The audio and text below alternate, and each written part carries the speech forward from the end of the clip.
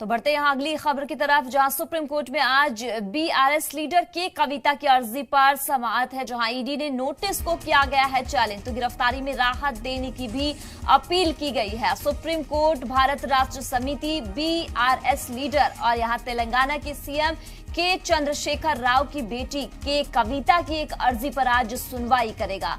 तो अर्जी में बीआरएस लीडर ने दिल्ली एक्साइज पॉलिसी मामले में ईडी की तरफ से उन्हें जारी समन को चैलेंज किया है और अपनी गिरफ्तारी पर रोक लगाने की अपील की है। रुख करेंगे अरविंद का। अरविंद, क्या ताजा जानकारी, क्या आपके पास ताजा अपडेट है?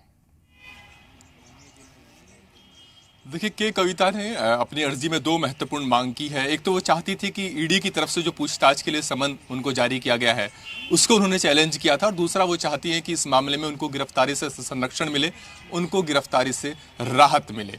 हालांकि जब तक ये अर्जी आज सुनवाई पर आ पाती, उससे पहले 3 बार ईडी उनसे पूछताछ कर चुकी है।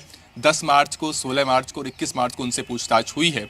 और के कविता ये आरोप लगाती रही हैं कि उनका इस मामले में जो नाम उछाला जा रहा है वो निहित राजनीतिक स्वार्थों के चलते उनका नाम उछाला जा रहा है। उनका इस केस से कोई वास्ता नहीं है और राजनीतिक साजिश की वजह से उनको इस मामले में निशाना बनाया गया है। और ईडी जैसी जो जांच एजेंसियां है उसका किस तरीके से केंद्र सरकार दुरुपयोग कर रही है, उसका ये जीता जागता उदाहरण है।